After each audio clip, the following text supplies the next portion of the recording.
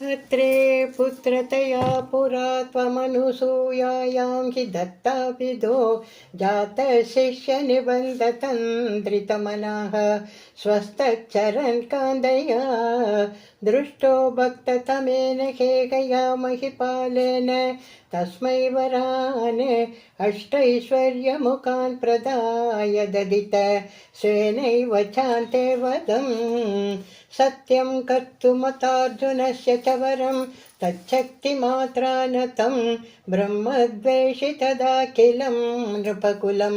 हन्तुं च भूमेर्भरं सञ्जातो जमदग्नितो भृगुकुले त्वं रेणुकायां करे रामो नाम तदात्मजेष्वरजः पित्रोरदा सम्मदं लब्धाम्नायगण चतुर्दशवयाः गन्धर्वराजे मनाग् आसक्तां किल मातरं प्रतिपितुः क्रोधाकुलस्याज्ञया तथा ज्ञातिगसोदरैः सममिमां चित्वा शान्तात् पितुः तेषां जीवनयोगमापितवरं माता च ते दाद्वरान् पित्रा मातृमुदेहे तवाकृते नियद्धेनो निजादाश्रमात् प्रस्थायात भृगो गिरा हिमगिरौ आराध्य गौरीपतिं लब्ध्वा तत्परशुं त्वदुक्तदनुजा चेदि महास्त्रादिकं प्राप्तो मित्रमताकृत वृणमुनिं प्राप्यागमस्वाश्रमम् आकेटोपगतोऽर्जुन सुरगवि सम्प्राप्य सम्पद्गणैः तत्पित्रा परिपूजित पुरगतो दुर्मन्त्रिवाचा पुनः गां क्रेतुं सचिवं ययुङ्क्तकुदिया तेनाभिरुन्दन्मुनि प्राणक्षेप सरोषगो गतचमु चक्रेण वत्सो हृतः शुक्रो जीवित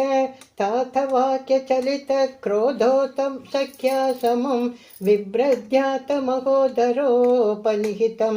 चापं कुटारं शराने आरूढसहवाहयन्त्रकरतं माहिष्मतीमाविशन् वाग्भिर्वत्समुद्मदाशुषीक्षितिपतौ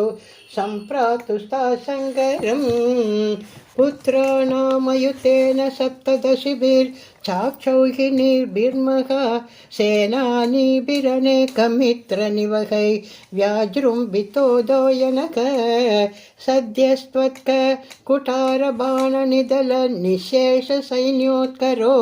भीतिप्रधृतनष्टशिष्टतनयः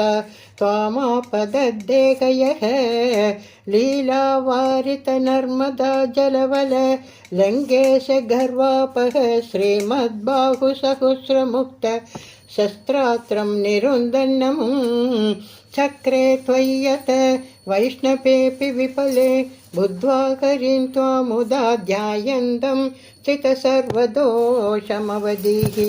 शोकात् परं ते पदम् भूयो मर्षितगेहयात्मजगणैः तातेह ते रेणुकामाज्ञानां हृदयं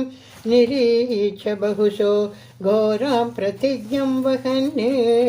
ध्यानानीतरतायुधस्त्वमकृताः विप्रदृगक्षत्रियान् दिक्चक्रेषु कुटारयन् विशिखयन् निक्षत्रिया मेदिनीं तातो जीवनकुण्ड्रपालककुलं त्रिसप्तकृतो जयन् सन्दर्प्यात समन्दपञ्जकमहारक्तो गृधौ ते पितॄन् यज्ञेष्वामपि काश्यपादिषु दिशन्ने साल्वेन युध्नन् पुनः कृष्णो निगनिष्यतीति शमितो युद्धात् कुमारैर्भवान् न्यस्यास्त्राणि महेन्द्रभूभृतितपस्तन्वन् पुनर्जन्मक्षितां गोकर्णावधिसागरेण धरणीं दृष्ट्वातितस्तापसैः दाते श्वास धृतानलास्त्रचकितं सिन्धुं स्रुवक्षोपणात् उत्सार्यो धृतकेरळोऽनुगपते वाते संभृक्